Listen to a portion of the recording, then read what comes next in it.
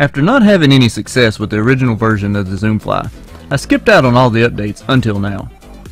Most of the updates over the past year have been to the upper, and that's where I had most of the problems with the original Zoomfly. When I heard the Zoomfly Flyknit was going to have a Flyknit upper, React foam, and a full-length carbon fiber plate, I knew how to give the Zoomfly another shot. I picked up the Zoomfly Flyknit in my usual Nike size 11, and the fit is exactly what I was expecting, with plenty of length and a good overall fit. The Flyknit upper of the Zoomfly fits a little more snug than the Flyknit of the Epic React, but the Zoomfly uses the same midsole platform as the original Zoomfly that isn't as wide as the Epic React. Weighing in at 9.8 ounces, which is surprisingly half an ounce heavier than the original Zoomfly, despite using the lightweight upper. The small weight difference in the new Zoomfly isn't even noticeable, but the overall feel of the upper and midsole is completely different. Starting off with the one-piece upper that uses the Nike Flyknit that I have been a fan of since its release.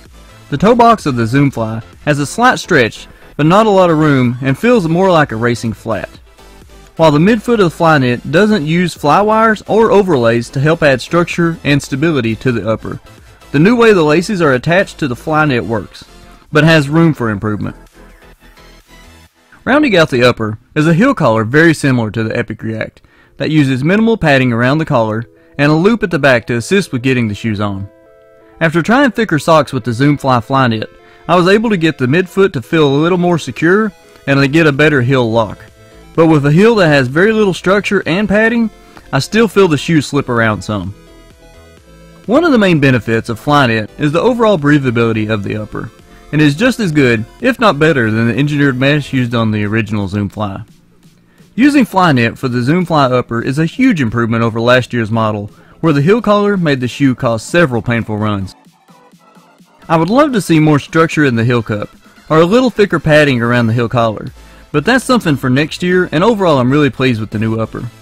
The midsole of the Zoomfly Flyknit has a 34mm heel and a 24mm forefoot, which translates to a 10mm heel-toe offset, and looks just like it did last year, but that's all it has in common with last year's model.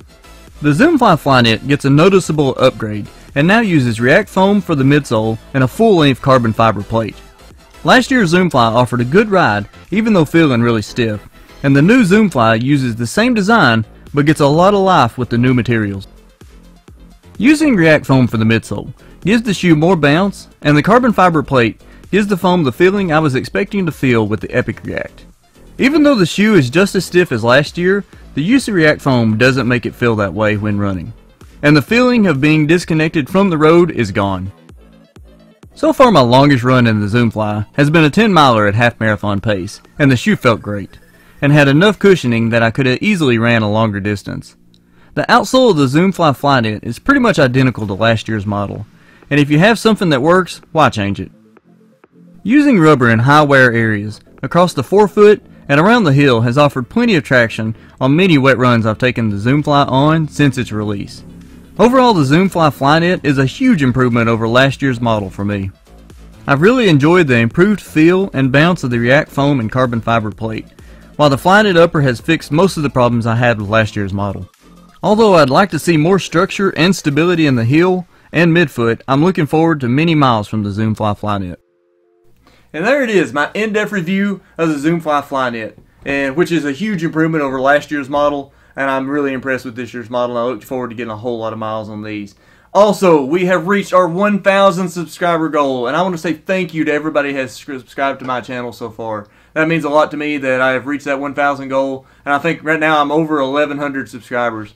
So thank you to everybody that has subscribed to my channel so far. And also, I will be doing my $100 gift card giveaway, and it'll be attached to this video. All you have to do is make sure that you're subscribed to the channel, like the video, and follow the link in the description down below. The giveaway will be open until October the 14th, and then I'll announce the giveaway winner on the following video coming out that week. So make sure that you leave me a good email whenever you enter the giveaway. That way I'm able to contact the winner. Also, make sure that you follow me on Facebook and Instagram, and that will give you extra entries into the giveaway. As always, thank you for watching, and thank you for everybody for your continued support.